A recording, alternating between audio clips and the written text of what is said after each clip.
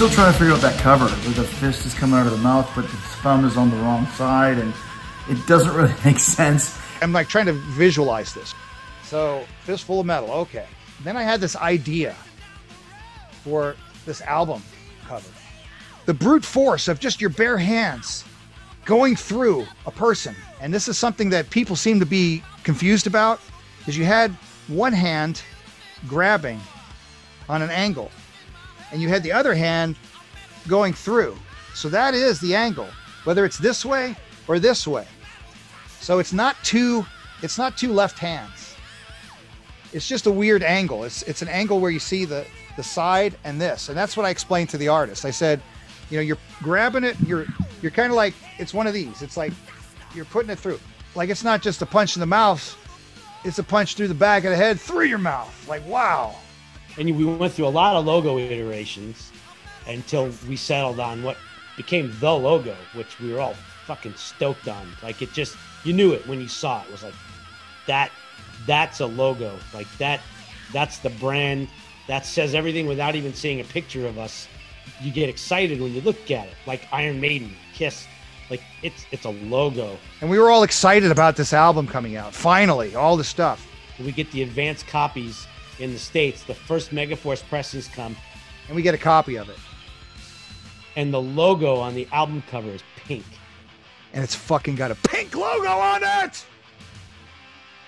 What the fuck? We're a fucking metal band. We have a pink logo. We were supposed to be red. A blood red logo. Well, they weren't going to just suddenly eat 5,000 copies of this album. And we're stuck with a fucking pink logo and an album cover we hate with no photo. We were like, this is horrible. Like, what's going on? Even with the pink logo and no photo, I'm still very proud of the record we made. I was a 19-year-old kid, so excited to be on my first record. I'll always be proud of that record. You know, put it that way. You know, that's the first record I was on, whether or not I was in the band, so it came out or not. You know, the record's done. It's coming out. It's coming out in January of '84. And I can't wait for people to hear Death Rider. And, you know, I just can't wait for people to get to hear this. It's exciting. We got a fucking album coming out. There was this rift in the band. Neil never really liked Danny Lilker. They would always get into things. That and the fact that Neil was very high-strung and couldn't take a joke. So, of course, we were obnoxious teenagers. Once you realize somebody can't take a joke, you just got to rib them even more. So you've got to even dislike me personally because I was an obnoxious teenager and I busted his balls a little. It was a weird situation, and Neil ended up firing Danny. I'm sitting in my house, my mom's house, and Danny calls me, Lilker, and he's like, "Hey, dude, what's going on?" What do you mean? What are you talking about? And he goes, "I just got a call from Neil, and he fired me. I'm out of the band." What?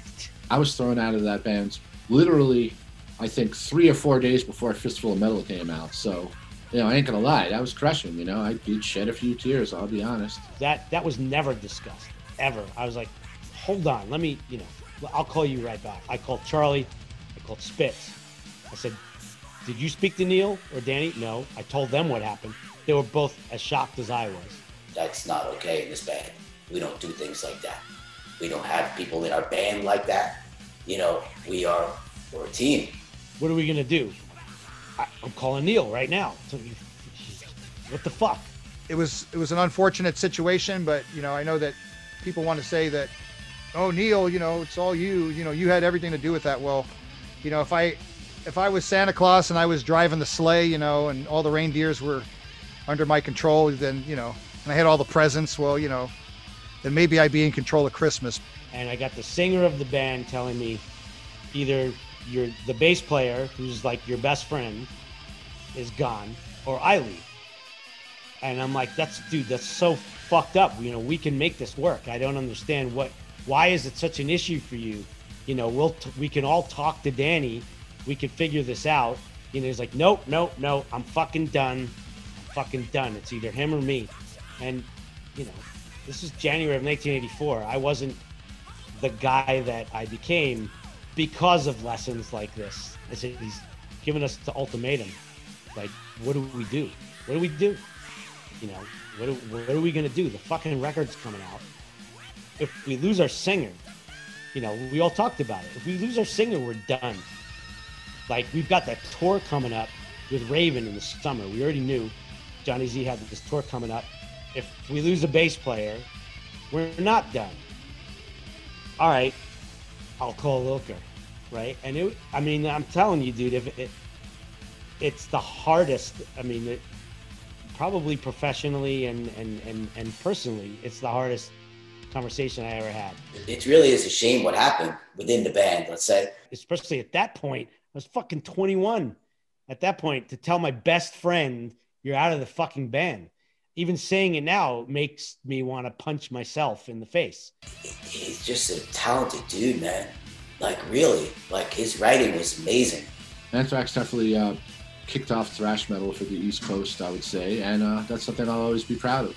All my friends from the area, if I made it, I wanted to bring them all up with me. A lot of them went on to do bigger things, and Frankie was one of them. When I heard there was going to be an audition, I didn't know, because I was a tech/roadie. He always felt bad about Danny, getting removed because he liked Danny as well. I'm friends with Danny Lilker. I think he's one of the most talented bass players, writers. I think he's got something great and different about his writing. I had heard that Danny was going to be out of the band, and that's even hard to say it like that, because Danny, he's a great dude, and he's a friend of mine. Because I felt guilty. I said, "Why should I do this? Because I don't want to. Does it feel weird because Danny was the bass player?" Then I said, "If I don't audition, somebody else is going to get the gig." Growing up with Frankie, I got him to play an instrument. I saw something in him that I knew. He's very, very charismatic. He gets it. You know what I mean? So I knew that he would be great in the band.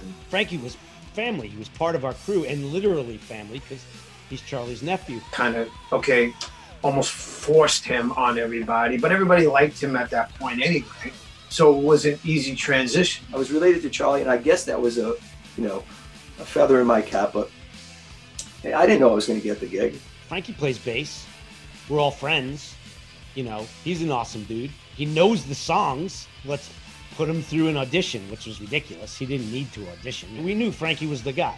Came time to go on tour, and he was great on tour, on stage, you know what I mean? He had so much excitement. He added a lot of excitement to the whole vibe of the band and the show. That was something that, I liked Frankie.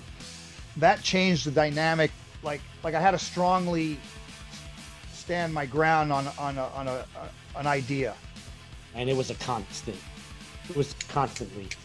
It was this all the time, because you had the my way or the highway guy, and then you had 4 other guys who were like, no, we want to try this. Maybe we'll try this. And the funny thing about working towards a goal is, like, you have that camaraderie and you have that bond, and then you go on tour for the first time and you find out who's not going to make it back. And that's exactly what happened with us. We found out who wasn't going to make it back.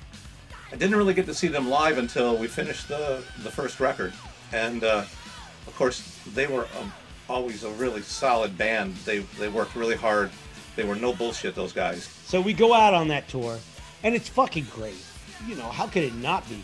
People all over the country, every city we go to, people, they know our songs. And they came through Los Angeles, where I was living at the time, on the very first tour, Fistful of Metal album, and Neil Turbin was the singer at that time. They were all business, and they were on a mission.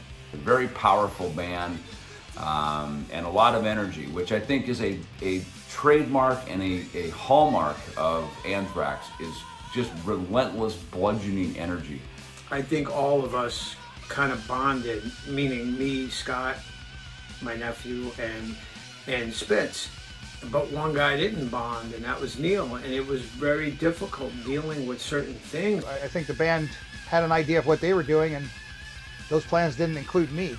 We were all in a van, sleeping in a van and crashing on people's floors, and he just couldn't hang with it. And that's basically what happened, and then we made the decision, and Scott was like, that's it, he's got to go. He convinced them to throw me out, and then they threw him out 7 months later. Now that Neil was gone, we wouldn't have to wear fucking leather pants anymore. which none of us ever wanted to wear. Now I can wear my shorts because I'm running around on stage. I want to wear fucking shorts. I think that it was a great experience to be able to create what we did and you know, to accomplish. I think if it wasn't for that contribution to the band, if I wasn't part of it, you know, who knows how things would have went for him. I'm not going to go assume anything, but I think people still buy the album. I still get royalties that I see checks for on Fistful of Metal. I mean, they're still selling albums. I mean, someone's buying it. I mean, you know, I guess, and someone must like it, so that's a good thing. I appreciate Fistful. It's like, you know, it's like Killing Is My Business. I never really go to that album, you know? It's like I appreciate it for what it is, and I know the album. I started going backwards slowly with the Anthrax catalog, and I remember it took me a little bit to hear the first album. I don't know why, for whatever reason it was. But to hear Fistful, it was years into it. I guess I would default to Fistful of Metal, because that was when I discovered them and what was the most influential to me, and especially to Mr. Bungle, like when we were, you know, growing up. That record kicked us in the mouth, and in a great way. Hold on a second. Let me just say something really quick. I remember buying Fistful of Metal like fucking like mail order when I was like 14 years old. So this is a weird full circle dream come true. My mom and dad were super cool. So when they went to New York in 1986, and they came home with Fistful of Metal on picture disc, Armed and Dangerous EP, and the Madhouse 12-inch, and a Megadeth t-shirt. I was in like this like thrash metal cover band, and I think we covered Panic. I'm pretty sure, or at least we tried to. And it was difficult. I grew up in a small town where 8,000 people lived. So it's me and my friend Jens. We were into metal, and we found a guy called Tommy that played guitar. Not really into metal, but he could play guitar, so we had to bring him on board. I mean, I was 15, so we played a show. I played bass and sang, and we played Panic from Fistful of Metal. I had no idea what we were thinking that we could pull that off because we couldn't really play, but that was the first one of the first songs I ever played live in front of a crowd of you know, like high school kids that were there to dance. You know? I mean, that song to me is like, man, that's one of the great riffs. Remember wanting to play that song, and like, I think our guitar player couldn't really do it very good, which proves the amount of like precision. You know, it's not just like thrash and go crazy and scream. Like, there's a lot of precision in there. The cool thing to do with Fistful and Disease is to go back and really listen and see where they're going. You can hear where they're going, you know, like you can really feel there's like they're starting to figure it out, you know. At least it gives me a standard to try to live up to. I mean, I got to try to write more songs like Metal Thrashing Mad. I think it's great that, you know, after all this time, you know, that the band is still relevant and those guys are still doing stuff. I'm very proud to have been on that record. And, you know, besides the 3 hours I was very angry that I'd been thrown out of the band fucking 37 years ago, I'm glad that Anthrax has become such a force in the metal scene, and I'm proud of what I did to help make that happen. It's fucking cool. Really. Yeah, you know, I'm not a bitter person just because I'm not in the band now. I'd have to be quite the fucking asshole to be mad at this long anyway. I think that there's something for everyone. I mean, Anthrax has had a long and successful career, and they've done a lot of different directions for the band. You know, there's been different, you know, through different singers. There's some great things about the beginnings of Anthrax that I think are unique and that are something that inspired a lot of people.